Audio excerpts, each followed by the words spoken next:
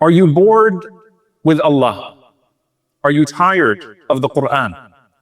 Do you find yourself losing interest quickly when you listen to a lecture, or when you start to read a book, or when you start to watch something that's Islamic, and find that what is inside of you is actually nourished when you move on to something else? Do you find that speaking about other than Allah subhanahu wa ta'ala comes easier to you than speaking about Allah Azza wa Jal? Imam Ahmad rahimahullah ta'ala, he says that Imam Hassan al-Basri rahimahullah ta'ala وَجَدَ قَوْمًا يَتَجَادَلُونَ. He saw a group of young men that were talking and they were arguing with one another. فَقَالَ وَاللَّهِ مَا هَؤُلَاءِ إِلَّا قَوْمٌ مَلُّوا الْعِبَادَةَ وَوَجَدُوا الْكَلَامَ أَهْوَنَ عَلَيْهِمْ مِنَ الْعَمَلِ وَقَلَّ وَرَعُهُمْ فَتَكَلَّمُوا. He said that I swear by Allah that these are not but a people who became bored with their worship of Allah. The word is mal.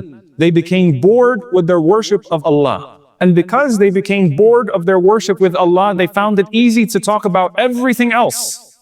And they lost their sense of wara, their sense of a barrier between that which is pleasing to Allah subhanahu wa ta'ala and that which is displeasing to Allah subhanahu wa ta'ala. فَتَكَلَّمُوا. And so they found themselves in a situation to speak. This is a very difficult conversation to have with yourself. How bored do you get when you begin with ibadat? How quickly do you want to finish your wird, finish the page that you are reading from the Qur'an, if you even pick up the Qur'an to read it? How quickly do you want the lecture to finish? How quickly do you want the halaqah or maybe the khutbah to be over so that you can get back to everything else that you were doing? How quickly do you want to speed through it?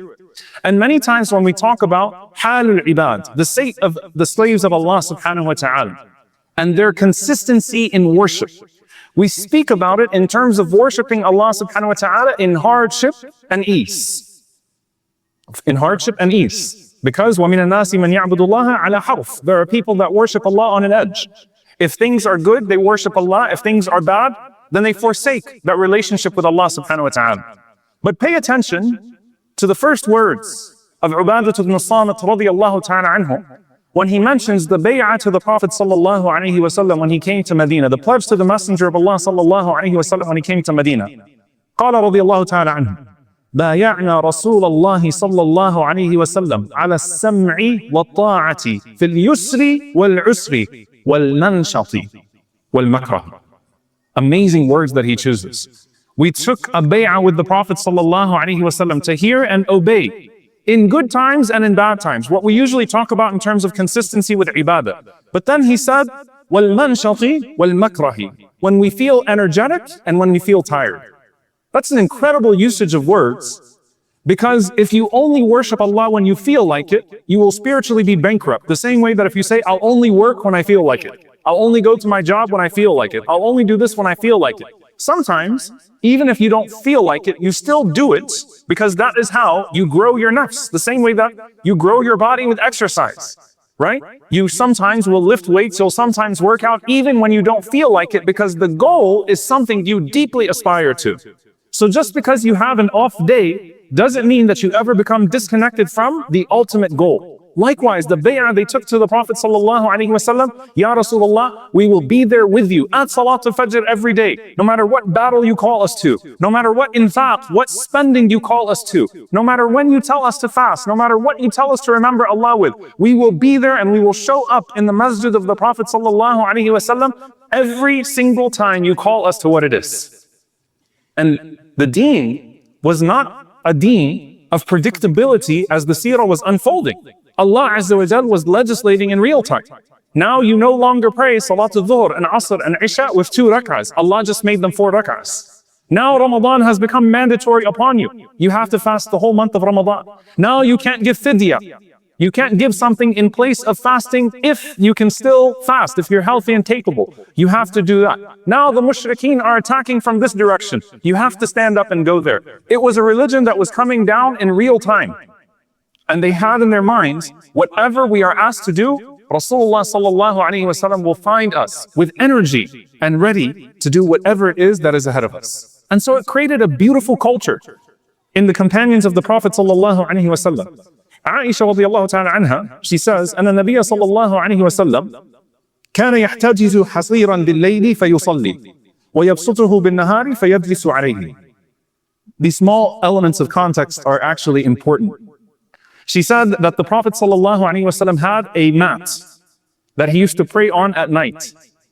And then during the daytime, he would fold it up and he would use it as his couch. He would use it as his daytime sit. The simplicity of the Messenger of Allah ﷺ. Imagine walking into the hujurat of the Prophet ﷺ, and the same mat that he sits on during the day is the same mat that he prays on at night ﷺ. So she says that فَجَعَلَ النَّاسُ يثوبون إلى النبي صلى الله عليه وسلم فيصلون بصلاته حتى كثروا فأقبل فقال. That the people started to rush the house of the Prophet صلى الله عليه وسلم when he was praying his qiyam at night. And they started to pray behind his door until it became many of them. So the Prophet صلى الله عليه وسلم said, يا أيها الناس خذوا من الأعمال ما تطيقون فإن الله لا يمل حتى تملوا وإن أحب الأعمال إلى الله ما دام وإن قل. The Prophet ﷺ said, O people, take of these deeds what you are capable of doing.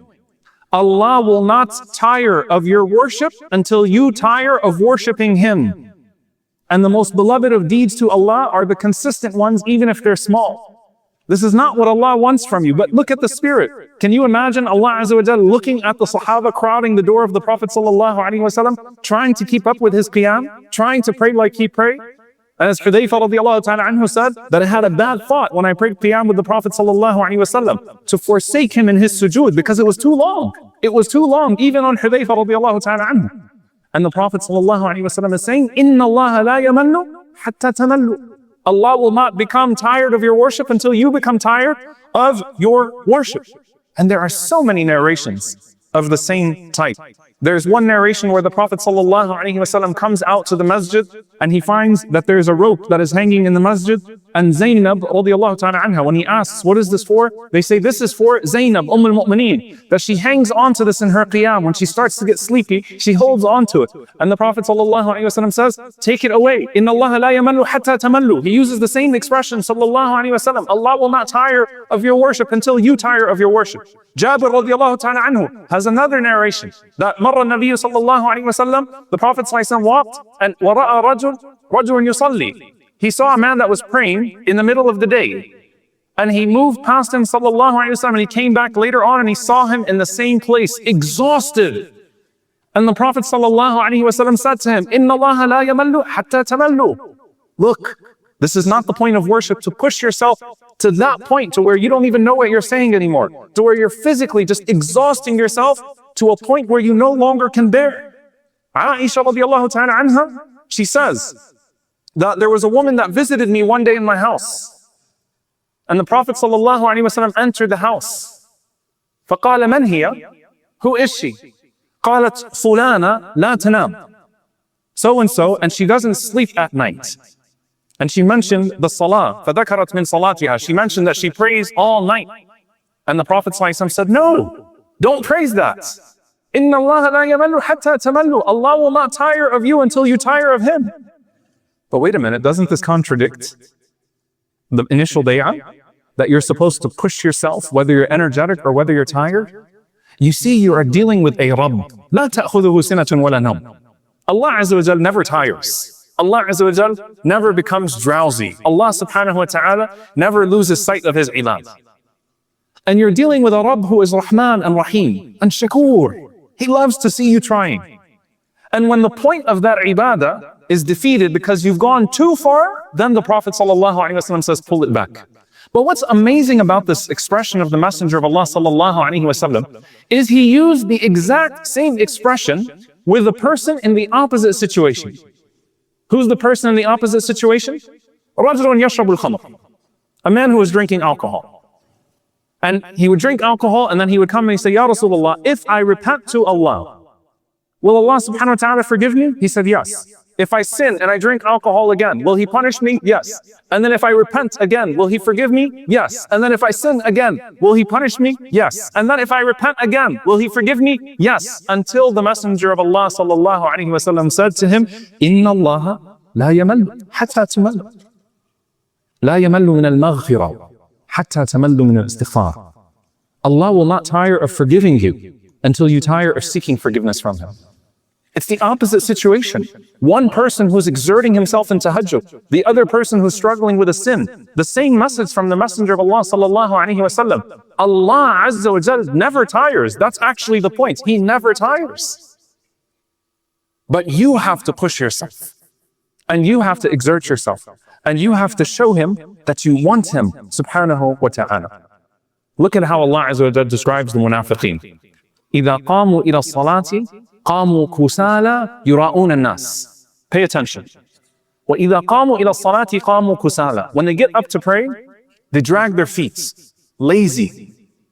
They don't want to pray. Clearly, their zahir, their external shows, they really don't feel like doing this. They're doing it just to get out of the way. يُرَاءُونَ النَّاسِ. And Allah Azza wa Jalla says they're showing off to people, which points to their batin, their internal state. That there is no sincerity inside of them. Ibn Abbas radiallahu ta'ala anhuma says, if there were no people, they would not pray. Meaning they would not come to Salat al-Jum'ah if they weren't afraid of people saying, oh, did you hear so-and-so doesn't come to Jum'ah anymore. And that's why Salat al-Fajr and Salat al-Isha was so hard for the hypocrites, because no one saw you at Fajr and Isha. There were no lights. So you came to Dhuhr and Asr and maybe Maghrib to show that you were in the masjid, lazy, dragging your feet to get credit, but you didn't actually want to pray to Allah subhanahu wa ta'ala. شو سبحان الله الفرق بين قاموا كسالى والنبي صلى الله عليه وسلم يقول أرحنا بها يا بلال وثب صلى الله عليه وسلم. The difference between a person who gets up lazy dragging his feet and Ibn Abbas describing the Prophet ﷺ jumping out of his bed and saying أرحنا بها يا بلال, comfort us with the salah, O Bilal. وثب صلى الله عليه وسلم كأنه لا يعرفنا. When the salah was called, it was like he didn't even know anybody. He immediately came desiring Allah subhanahu wa ta'ala. Allah Azza wa Jalla says the external state tells you about the internal state. If you drag your feet to ibadah only to get credit, if you do what you need to do just to get by, something is very wrong inside of you. Now, does that mean that you're a hypocrite? No, it doesn't mean that you're a hypocrite in the full sense of the word. There are levels of hypocrisy. May Allah Azza wa Jalla protect us from all of it. Allahumma Ameen. But there is something to take from this. We have to look to ourselves and we have to push ourselves in the very ibadat that make us tired until they no longer make us tired. You know, if you go to a gym and you lift weights, it's extremely painful for the first month. And then you start to actually enjoy it because you see the results. The pain is gone, but you see the results. Likewise, if a person says, you know, I try to read the Qur'an, but I get tired. I try to listen to lectures, but I immediately go back to my favorite song. I try to go to the masjid more, but then the couch is too comfortable. Do it until it's no longer uncomfortable. And you can reap the sweetness of it. And do not be like a person who gets by the bare minimum, because eventually the bar of the bare minimum will fall. And Allah Azza wa Jal not only reads your body language, He sees the language of your heart and your soul. You think Allah Azza wa Jal can't tell when you're getting up lazy and just getting it out of the way? This is your Lord. As Ibn al-Qayyim rahimahullah ta'ala, he said, إذا دخل العبد في الصلاة ثم انتفت قال الله عز وجل يا عبدي إلى أين إلى خير مني. When a person enters into salah and then he turns away spiritually, Allah Azza wa Jal says to that person, oh my slave, where to? To something better than me? إلى خير مني. Did you find something more worth your attention than me? And dear brothers and sisters, this is also an important lesson in tarbiyah with our children. Sometimes you don't have to pay your children to memorize the Qur'an. Sometimes you don't have to say, you know what, read this and then you'll get to do this. Sometimes you don't have to say, do this good deed and then I'll give you some money or I'll take you out to your favorite place. You also have to teach them the intrinsic motivation of doing something to please Allah because it's good for you, because it's beautiful, because it nourishes your soul and it saves you in the hereafter. Don't always put a dunyawi reward, a worldly reward. Because when you see that even with our young ones, that when they read the Qur'an, they're just getting through. But as soon as it's over, they get to what they really want to do. Or you pull them to salah and it's like, ugh. But then once salah is over, they run to what they really want to do. It's natural that for children, they're going to be that way to an extent. But make the Qur'an more enjoyable to them by reflecting on it with them. Make the salah more enjoyable to them by praising the reward of the salah for them, talking to them about the reward of the salah. Help them do charitable acts for the love of a charitable act. Find energy where other people find boredom. And focus. Increase your attention span. Increase your heart span. increase your spirituality. Alam nashrah laka sadrak. The one who expanded the heart of the Prophet sallallahu alaihi wasallam can expand our hearts as well, can expand our minds as well. Huwa al-wasi' subhanahu wa ta'ala huwa al-fattah. He is the one who expands, He is the one who opens. May Allah Azza wa Jal open our hearts, open our minds, open our efforts towards that which is pleasing to Him, so that we do not become bored or tired of the beauty that He's made available to us. And there is nothing more beautiful than Him. Allahumma ameen. أقول قولي هذا واستغفر الله لي ولكم ولسائر المسلمين فاستغفروا إنه الغفور الرحيم.